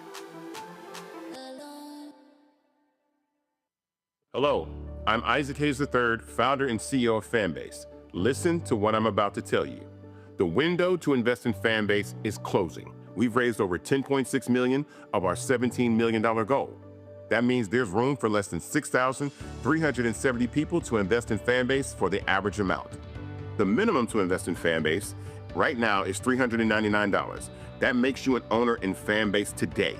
Go to startengine.com/fanbase to invest. Why? Because current social apps have taken advantage of users for far too long, with content suppression, shadow banning, harmful racist content, and no real tools for monetization and equity. Fanbase has over 1.4 million users and counting, allowing anyone to reach all their following and monetize their content from day one. Social media is the new TV, and whoever owns the apps that distribute that content have the opportunity to own potential billion-dollar companies. While big platforms with uncertain futures are failing to serve their users, Fanbase is stepping up to fill the gap. Don't wait until it's too late. Invest now, invest for yourself and your future. Go to startengine.com/fanbase and own the next generation of social media.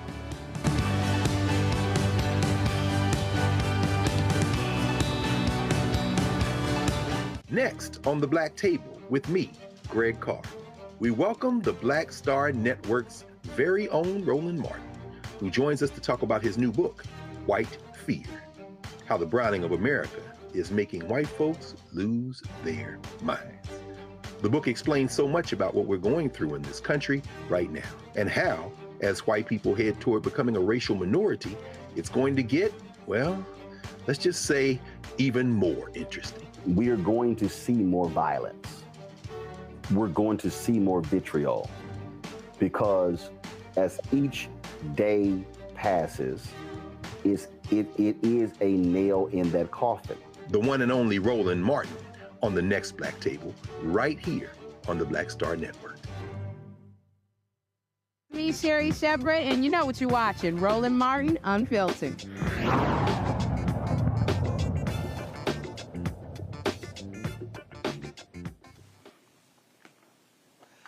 Well, I've told y'all numerous times how much of a liar Donald Trump is, and of course, we're seeing that where he just lied about, how Governor Wes Moore was praising him and saying how he's the greatest president ever.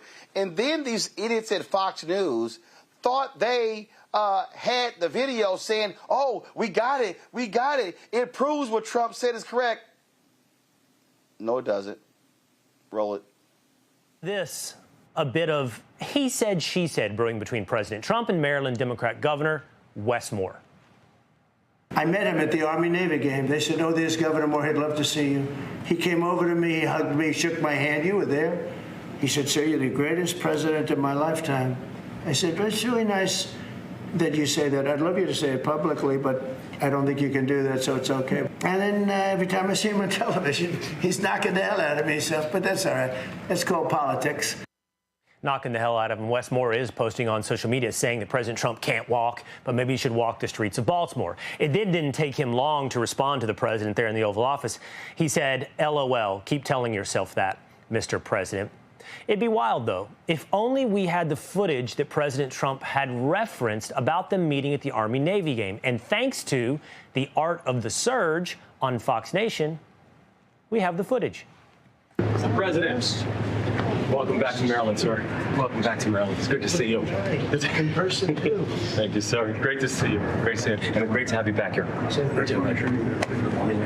Thank you, sir. Thank you.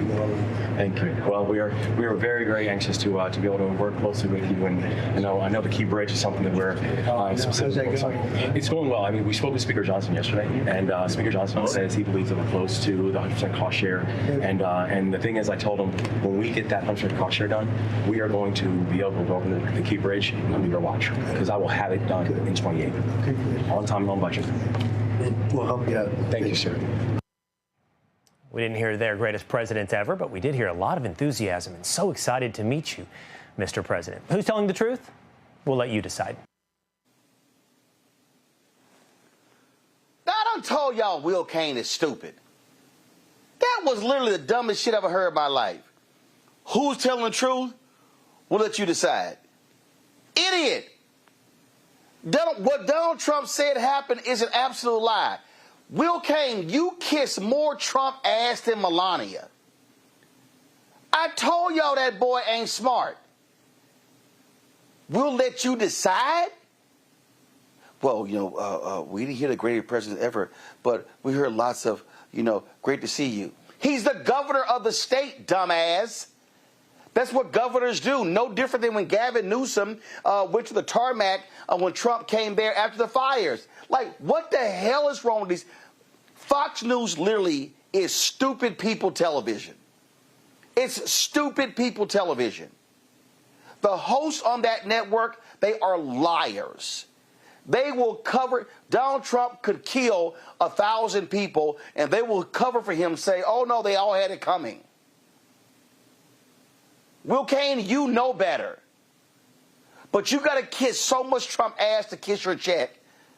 Just like Sean Hannity and Laura Ingraham and all the rest of the people on that network. That's why you idiots had to pay $787 million to Dominion, because you lied about the election in 2020. And then you got another lawsuit against you, and I hope they get billions out of you, because y'all are liars. I mean, my goodness, Joe, how stupid can you be to say, well, we'll let you decide who's telling the truth?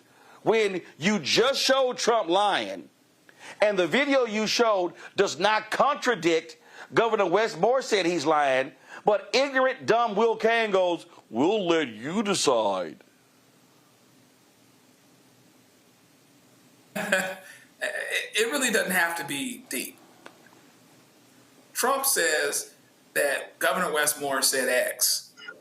You run the tape like you're really doing something, and Wes Moore doesn't say what President says he says.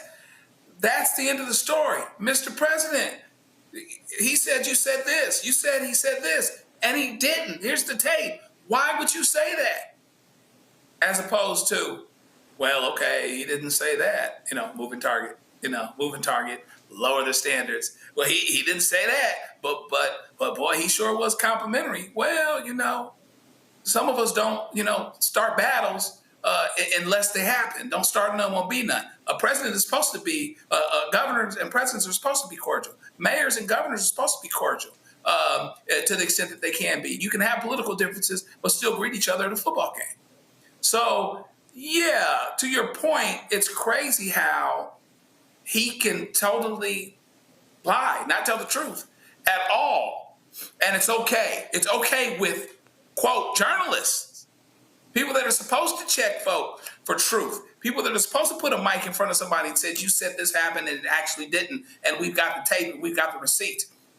What does this say about you? What does this say about your character? Why should people disagree or agree with you or believe you when you say X, Y, or Z? So it shows you where we are now. It shows you, what's happened with the media and how far it's moved. It shows you the whole Fox thing. It doesn't matter what the president actually says and whether he tells the truth or not. They're going to still gloss over it, cover it up, etc. And so if they do that, when you can show something to be demonstrably false by your own tape and you still run the tape and interpret it a different way, what do you do with that? Randy, here's what Will Cain should have said. We're sycophants. We kiss his ass, so you decide. That's what he should have said. But, he's going to get away with what he did. Because the one thing about him leaning towards Trump and kissing his ass more than Melania, as you said, which is hilarious, is that so do the people who watch Fox. So they will look at that tape and say, they literally will say, oh, no, he said it. Trump was not lying because I saw the tape. And even though the tape didn't say that, they will make that conclusion because that's what they want to believe about their felon in charge. So, yeah, he gets away with lying so much because he has a bunch of dumb people following him. And then we have seen the complete crumbling of journalism, which is such a vital part of, maintaining a democracy so people can make real decisions. But, because we now have this yellow journalism and they really are just going to say whatever they have to say to uphold their leader, there is nothing that's non-biased. So, it is sad. The whole Fox engine is scary, but effective.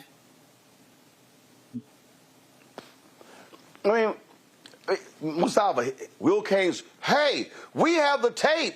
Oh, my God, this is awesome. Well, it doesn't really show him saying that, you're the greatest president of my lifetime, but, ooh, boy, they were cordial. There were such greetings. Well, that's part of the problem for Fox News. They're so used to this MAGA idiot being so disrespectful and nasty that they forgot what it's like when you have a president or an occupant of the Oval Office who knows how to be cordial to a mayor or a governor and who doesn't chastise them and call them names in their face like the uncouth individual who Will Cain loves to kiss the ass of. Yeah, you've got some hosts out there who evidently just don't do the work, right? You got hosts who just take a script and just move forward and have no real, connection to the information that they're actually, sharing. So it really looks like that. It's like you don't know what's coming up. You don't know what's inside the clip. and then you try and smooth it over. So, you know, maybe Fox just needs to actually make sure that the individuals that they hire actually have the chops to do the job. But, you know, that's for them to decide. I don't watch Fox News. No. Fox execs like lying. They allow lying. They encourage lying. They tolerate lying. Their whole network is built on lies. Well, I get that. I mean, I know it's all about misinformation. We talk about it on the show, and that's how they thrive, because they understand that most people are not going to do any research on it. They're not going to think critically about what is being shared. So that is, you know, that is just what it is. You know, for other folks, I hope that they're actually going to do a deeper analysis when somebody says something, actually check it out for yourself and make sure that there's real truth in what's being shared. And that's for all media. I was just going to say that I've been out with presidents before, so it is about a level of decorum. It is about, you know, making sure that you're showing a level of respect. I've seen governors of different parties meeting with presidents, and that's what they do, because that's what you're supposed to do. So for them to try and twist it and do all these other types of things, once again, it's just a part of the disinformation and misinformation that they think is what folks are going to tolerate. And unfortunately, we do see that sometimes. And that's why, whether it's this network or other trusted sources, you need to be tuning in there, because if not, you'll just get caught up in this whirlpool of lies and information that is not helpful to the real issues that we should be talking about. Folks, these people will lie about lies. That's who they are. They are scared to call balls and strikes. And I can guarantee you, if President Joe Biden had said what Trump said, and they had the video contradicting that, they would have been like, Sleepy Joe lies. But they will never call out the lies of Donald Trump. That's why I wouldn't watch that trash network. You're watching Roland Martin Unfiltered on the Black Star Network. When we come back, our shop, blackstarnetwork.com marketplace. Back in a moment. On the next Get Wealthy with me, Deborah Owens, America's Wealth Coach, we talk about the principles of mindset, strategy, and execution. This week, we're adding a fourth, faith. You're going to hear from a mother and daughter duo who are helping thousands of Black women build wealth, all through their faith. You are more than you can ever imagine. Not just obtaining things to show that, but seeing yourself. Making your faith work for you. That's right here on Get Wealthy, only on Black Star Network.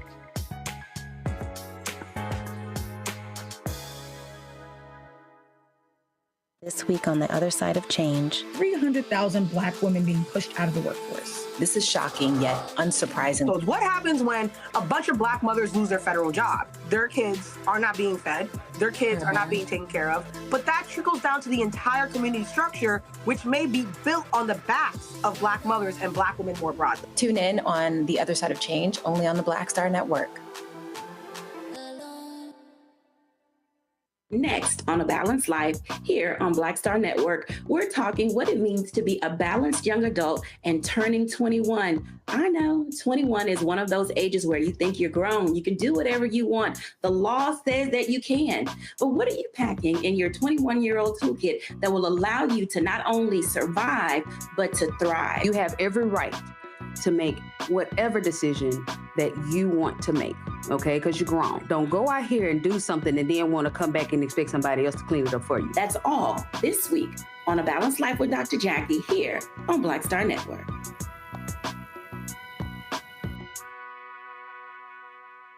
Now that Roland Martin is willing to give me the blueprint, hey, Cyrus, I need to go to Tyler Perry and get another blueprint because I need some green money. The only way I can do what I'm doing, I need to make some money. So you'll see me working with Roland. Matter of fact, it's the Roland Martin and Cheryl Underwood show. Well, should it be the Cheryl Underwood show and the Roland Martin show? Well, whatever show it's going to be good.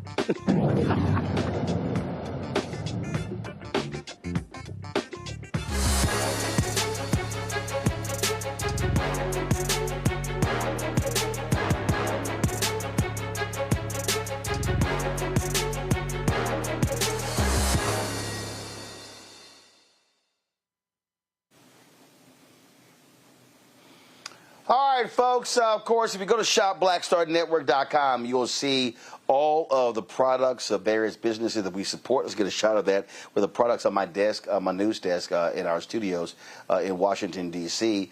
In terms of so many different products that we have on there, shirts, popcorn, we have treats, toilet paper, leafy as well. So if you go, all the products on shopblackstarnetwork.com, shopblackstarnetwork.com. Today, though, we're talking about JohnTom's barbecue. It began as a cherished family recipe, slow smoked and passed down through generations. Now, LaFay Begis is taking that legacy from backyard pits to store shelves nationwide. It's a story of family flavor and black entrepreneurship. LaFay is the president and CEO of JohnTom's Barbecue. Hey, man, how you doing? Doing well. How are you? Doing great. So the origin of JohnTom's, okay, where does the name come from? John Tom is my grandpa.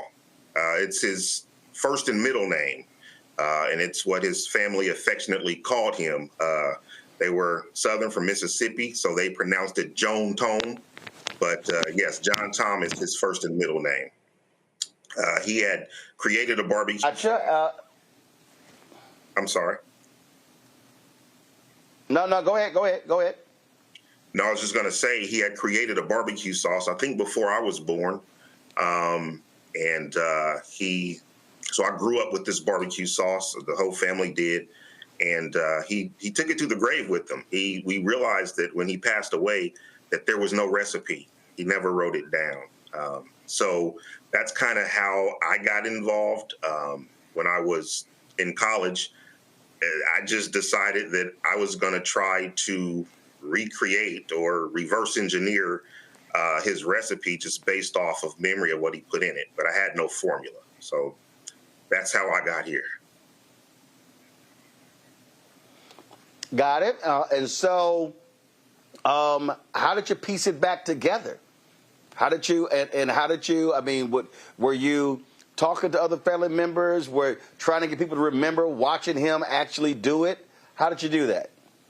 So I spent significant time with my grandfather when I was younger. And so I was there most of the times when he would make it. But yeah, you're correct. My aunties, I called them and I told them I had this idea to try to make his sauce. And so I wrote down what I remember, and then I asked them if it was something I was missing. So they told me what I was missing, and I just went to the store and start throwing stuff in a pot.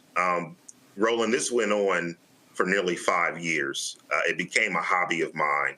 I didn't quite get his recipe, but I came up with something that I was pretty proud of, and I let people taste it. They loved it. And so I never thought I would start a business. It was just a hobby. But I guess enough people convinced me that I needed to do something with this sauce that I had, and I did.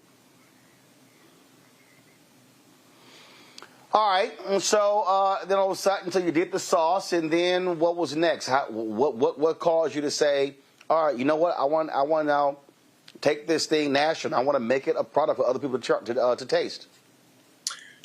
So I was living in Milwaukee, and I was a television news reporter at one of the news stations there. And our general manager walked into the newsroom one day and gave it to us direct, told us that they were stopping news operations and that all the on-air talent, we would be losing our jobs. And so that's when I decided, really thought about which direction I wanted to go. I kind of thought in the back of my head that starting a barbecue sauce business is something that I could do when I retire, right? When I would have time. But when I was told that we were losing our jobs, I really started to think, why not now? So I thought about it for a few weeks and landed on the decision that I wanted to do that. I wanted to move back to my hometown and start this business. I just had one person to get that by, and that was my wife. She didn't know I was thinking about this. So I approached her, and I said, don't think I'm crazy, but what do you think if we move back to our hometown and I start this barbecue sauce business. And without hesitation, she said, let's do it. So once I got her blessing, it was just full steam ahead. I have two business partners. One of them is my first cousin. He shares the same grandpa. And he called me one night just checking on me because he knew I was losing my job. And I shared with him that I was going to start this business. And he said, cuz, you need some help? And I said, I do. And he has a marketing background. And then I said, one more person I want to pull into this if we're going to do it. And that was my best friend, Rodney Robinson. My cousin's name is Terrell Cooper. So I approached Rodney with it. He tasted it and was immediately in. He said, I'm in. And so that was our team. So, look, off the time in our segment, we often talk with folks about their product and they're selling it and want people to buy it. But a lot of people just don't understand when you start talking about a product like this here. I mean, you talk about labeling, how is it preserved, where do you manufacture it, all those different things, cost of product, what type of bottle, size of bottle, cost, all this sort of stuff. And so when you were doing your market research, what was that like? And also, where do you manufacture your barbecue sauce? Okay, so doing the research, we quickly realized that the barbecue sauce sector is pretty oversaturated. There's 1,000,001. Oh yeah, it's a whole lot of barbecue sauces out there. A lot of them. And so at first, when we trying to figure out, okay, so where do we make this? Back then, kitchen incubators were just starting to pop up, shared kitchens. And so we found one in Indiana, and, we went, they trained us how to take my little kitchen recipe and scale that up a little bit. Right. It was an FDA approved facility, so we could sell it to the public. And then eventually, when we outgrew that, we got on with a co-packer, which is a facility that they take our recipe, they scale it up very, very big. And then, from there, they handle all the production from A to Z. They, from the labels to the bottles, making the product. And then once that's done, they ship it to my warehouse, and my distributors, they pick off of our inventory. All right, then. Questions from the panel. Let's see here. Mustafa, you first.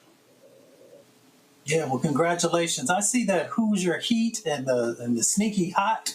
I'm wondering which one of them brings the most fire. The Hoosier Heat. The Hoosier Heat brings the most fire. The Sneaky Hot, it's crazy because when we first started, I had two flavors, and that was the original and the Sneaky Hot. The Sneaky Hot, my first crack at it was much spicier than it is now. And I got some feedback from someone that said, hey, look, man, you live in Indiana, you might want to scale that down. So I did. But over the years, people's palates started changing, and they were asking for a spicier version. So we delivered, and we created the Hoosier Heat. It's not crazy hot. It's not like ghost pepper habanero, but I think it's a perfect heat to complement the flavor. Randy. As a fellow entrepreneur, I know that there are ups and downs when it comes to running and owning a business. What lesson did you get from your grandfather that he either told you directly or you saw from observing him that has helped you with your business today that honors him? Great question. My grandfather was the hardest worker. He and his family, they were all from Mississippi. They migrated up north, just looking for better opportunities. And he just brought with him this work ethic. He had plots of land around the city where he would maintain about 3 or 4 gardens, would have me up on the weekends in the garden picking weeds and picking beans and tomatoes. I just saw my grandfather like really work hard, and the things that he did, he was always passionate about. Barbecue was his passion. Before it was trendy, smoking meat and making barbecue sauce. And so I grew up around that. I grew up very close to my grandfather. So, and it's funny because my family say I act like him. So I was taking all those cues, not knowing I was, but I was taking a lot of cues from him growing up. Well, I salute you. Congratulations. I know your grandfather would be extremely proud. Yeah, I always say I just wish he could see it. Joe? Yeah, we went kind of a different direction, and instead of really going retail hard, we decided to go after like your food service accounts. So most major sporting venues in Indiana, you'll find our barbecue sauce there. So if you go to a Colts game, we're there. If you go to a Pacers Fever game, we're there. If you go to Notre Dame game, Purdue, IU, Ball State, we're there. So we kind of chose that lane because we saw nobody else. You had a barbecue sauce doing that. So those are the kind of accounts that we go after. Fantastic. Joe? Great. Congratulations on everything that you're doing. I was looking on the list there, and I saw that you guys are just about everywhere in Indiana. I've got a daughter in Louisville, Kentucky. So let me know if and when you guys have any plans to get across state lines. Yes, absolutely. I will do. We actually did a activation at Churchill Downs on the anniversary a couple years ago. So we were fortunate and blessed enough to have our sauce there for that running. But yeah, that's one thing that we're really doing is starting to cross those state borders and become more of a regional presence.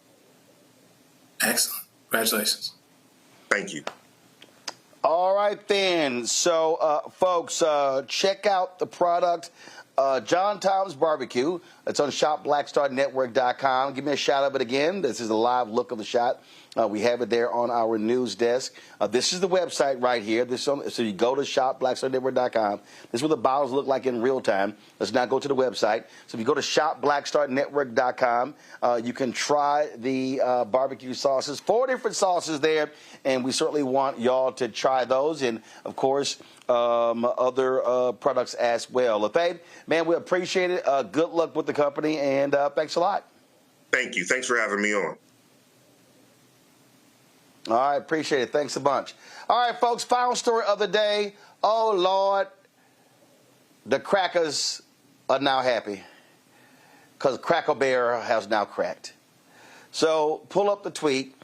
Cracker Barrel, y'all, posted this tweet. Donald Trump, of course, complained, said they should go back to their old logo. And they said, we thank our guests for sharing your voices and love for Cracker Barrel. We say we will listen, and we have. Our new logo is going away, and our old timer will remain. At Cracker Barrel, it's always been and always will be about serving up delicious food, warm welcomes, and the kind of country hospitality that feels like family. As a proud American institution, our 70,000 hardworking employees look forward to welcoming you to our table. So they are so happy that the white man is back, sitting next to the barrel in his comfortable chair. Oh, Randy, what shall we do? Ooh, I've had a time enjoying watching their meltdowns. I mean, these kind of things matter a lot to these people. When they uncrackered that barrel, people were upset. But, I tried to get some sympathy. I did a video about it. They first took away remember they had the indigenous woman on Land O'Lakes butter, and they took her away. And I, read how people were upset about them taking the Indian maiden. That's what they were calling her. Then you think about they took Aunt Jemima away. They took Uncle Ben's, the guy on Uncle Ben's. So they have gone. We do have to have some sympathy because these folks have had to go through a lot as they have created a world that's more respectful of other people. And, you know, when you're used to being, and think of yourself as the only, when you're used to being privileged, when you don't get your way, it feels like oppression. They're having a hard time. I have been absolutely tickled by watching their responses. What we gonna do, Joe? Crackle Barrel cracked. Well, you know, I wasn't much for pulling up on Cracker Barrel anyway, but, you know, I'd rather go to a nice local country cooking type of spot. There's plenty of them right now. I'll go ahead and shout out Pat's Place in San Bernardino. They're doing their thing. Check them out. You don't have to go to Cracker Barrel, you know, and there's nobody on the sign. Okay, and a brother owns it. Okay, so just do that, all right, or just anywhere USA. Just put them in the chat right now. The place you want to go instead of Cracker Barrel. They're trying to hold on to this white cat, you know, because again, you know, it's 2042, 2043. They're getting ready to be outnumbered. So the least we can do is keep the barrel and the white guy on the sign. Okay, you go ahead and do that. But I'll go to Pat's Place, or I'll go to this place or that place. Hell, I might even go to KFC or Popeyes. Okay, there's other stuff you can do. You don't have to go to Cracker Barrel. You don't have to stand for this, okay? But life is going to go on. I want everybody to be encouraged that regardless of who's on the sign, it doesn't mean that you have to go. So go on and pull up somewhere else and do that thing. God bless you. Joe. Mustafa. I'm sorry, go ahead, Randy. No, I'm just saying, where can they go? Because they want to feel like it's the good old days. They want to go to the days where it's the good old days. You know, they want to make America great again. They need places like that. Yeah, it's hard. I mean, you know, but, you know, sometimes it goes down. And so, you know, I guess you can always close your eyes and keep tunnel vision on Fox News and get your Cracker Barrel to go. And then you can watch it, and then everything can be good. But hey, you know, the rest of us don't have to go, so we'll see how Cracker Barrel actually does. They probably did their marketing change for a reason, right? It's not because things were going as great as they needed to be necessarily. Probably because they wanted to grow. Somebody wanted to turn the corner, or somebody's thought. But we'll see what's happening. I'm not going to lose a whole lot of sleep over it one way or the other. You know, let's switch gears and keep it moving forward. Things are still changing around you, regardless of what you put on regardless of whether you got the white guy on the barrel on the wall. Things are changing, and that's just where it is. I literally don't give a damn, Mustafa, about no Cracker Barrel logo. Right? Yeah, I'm right there with you. I was going to say Cracker Barrel, Cracker Barrel, Cracker Barrel. All those millions of dollars still in Cracker Barrel. Do what you Yeah. You know, cracker, you know, that word's a little bit of a turnoff, dare I say, you know. So maybe I'll go somewhere else anyway. Mustafa, go with your comment. I already said what I had to say. Cracker Barrel, Cracker Barrel, Cracker Barrel. So it's just not. I'm gonna go Chris Rock. Oh, Cracker Barrel. All right, y'all. Control room. Did y'all get? I saw these three different takes on the Cracker Barrel logo. Oh my God, I thought it was hilarious. I'm gonna start with the Waffle House one first. So let me know when y'all got the Waffle House. These three are hilarious, y'all. I saw them and I said, and again, I don't give two shits. I don't give one. I don't give a point. I don't give a 0.5. So this I thought was pretty cool. Waffle House, we throw hands. So I thought that was a pretty good one right there. Let's see. Show the next one. Release the files. I thought that one was pretty good.